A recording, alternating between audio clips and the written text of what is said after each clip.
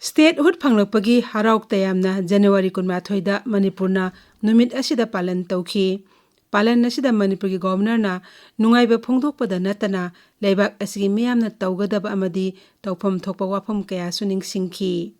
Lishing amaga samapan humudrani thuge January 18 asi Manipur miyamna India gi ate leibak singumna statehood phangnaba manglakpa manglan ama mangphawna khiba numitni.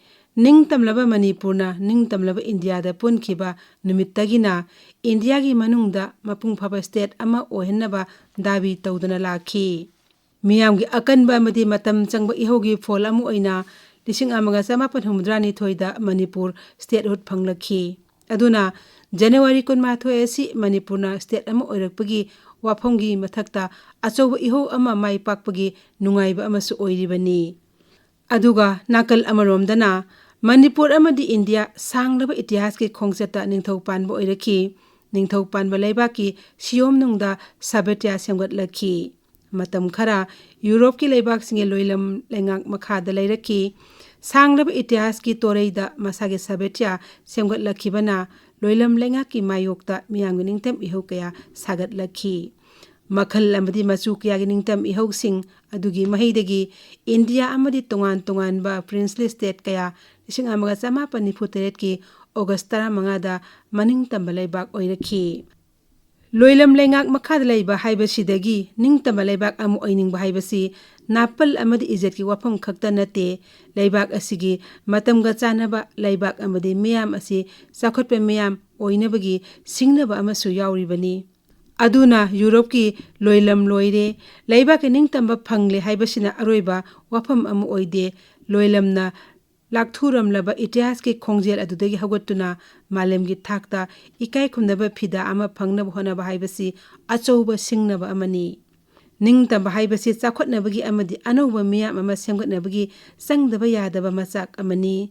Ningtamlaba matungda anouba miyamgi masak ama Indiana semgatlakhi.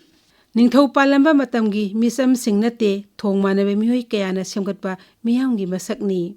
Adugi sumathakta leibak miyamgi lusingba amadi phamthol khudingmak pokliba imung amadi kangbugi paringda lakpa kanglon nate. Leibak supli paiba haibasi I mari natraga akhandaba miyoi singna paiba yaroi miyamgi maraktagi saktigi supli matamgi oina khangeni haiba anouba wakhalloni. Adunani anouba itihas ki torei ama oina Republic India gi yumpham ama lising ama samapan yangkhai gi January 16 ta semgatlaklibasi.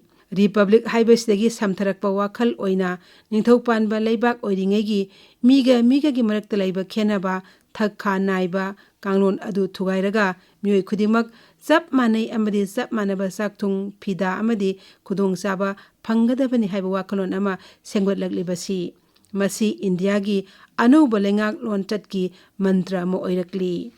Lising ani nifu tareta India ki anouba khongsat ki sahi chama phagadoribani. Sahi chama pharakpa sida mating leiba maromdom leiba amadi mangam san itihas ki tangkak amada India gi miyam yahon bahaibasi achouba singnaba amu oina lauri.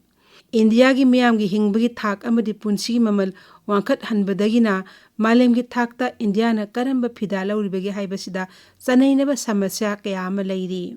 Adugi sumathakta India manungda leiriba kanglup amadi jat kaya gi marakta leiriba muknaba amadi khenaba kaya asina mangda thamliba pandamadu yahondanabagi masaksu ohelli. Aduna lising ani nifutar ki manglan asigi tawgadaba thabak asi yami thaurangi masaksu makhal mathel kaya oifam thokli. Adubu chakhotpa miyam haibasigi anouba masak ama lepnabagidamak khudingmakka loinana khudingmak chakhotminaba haiba mantra asi thabakta thak khudingmakta onthokpa changi. Thak khudingmakta democracy amadi republic ohenaba honabada itihas ki lemhowa makhaksing karamna sijinagadagi amadi loisingadagi haibasimak achouba singnaba amani. Masidani ningtamba haibasidagi anouba miyam semgatnaba thanggadoriba khongthangsing asisu achouba singnaba amani anouba matamgi itihas ki changyengni.